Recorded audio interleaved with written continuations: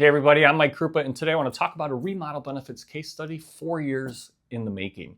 It's about one of our current clients, a 90 employee life manufacturer based right here in Illinois and has employees across 13 different states.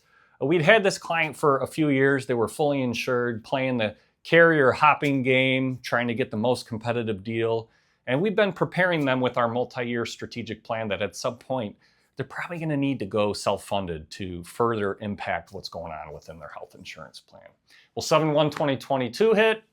Boom, they got smacked with a 35% increase. We had no competitive fully insured options on the table, but had been talking to them about this advanced self-funded model that we have been putting in place with some of our clients, and they decided to move to this self-funded model. We were projecting some pretty big savings within the first year, and they realized those savings. Instead of a 35% increase, they only saw an 11% increase in their costs in this self-funded model. What happened after that is equally important, though. They saw a 9% decrease the following year. They saw a 27% increase in year 3. That is important to know. As a 90 life employer, you should expect volatility year over year. And then this most current year, they saw roughly a 0.5% increase, and they're roughly 3/4 of the way through the year right now.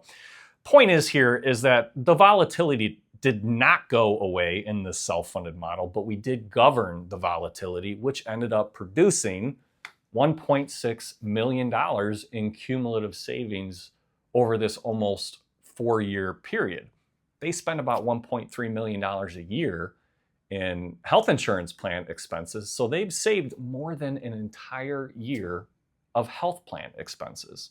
Yes, they had some volatility, but they had a 35% increase that they didn't take, and we assumed some modest 10% fully insured renewal increases thereafter.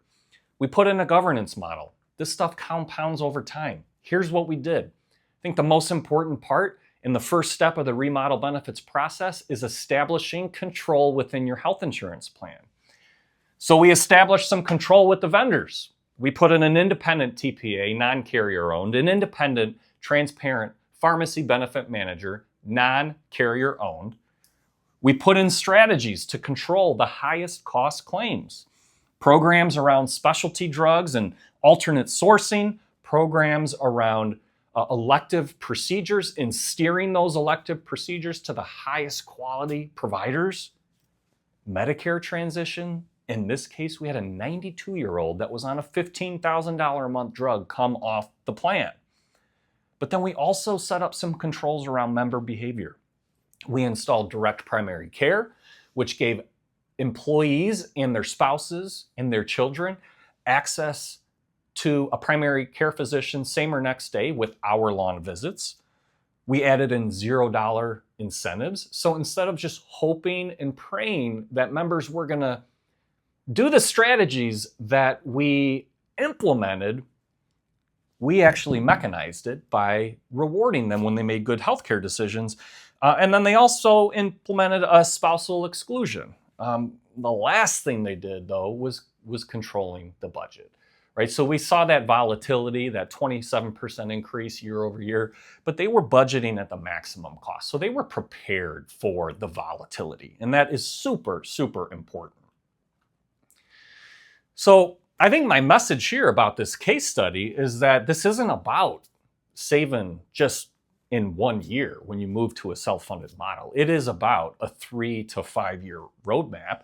This employer, they put in controls for their cost drivers. They're no longer reacting. They are proactive now with their controls. And these results we saw compounded year over year with $1.6 million in savings over that almost 4-year period.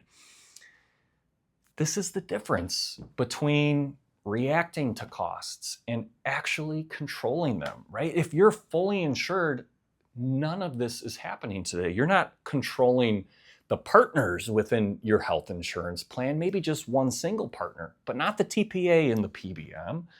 You're not controlling member behavior, and you're not controlling your highest cost claims. And honestly, that is why most employers never break this cycle because there's no control built into place. And that is my point. You have to establish control.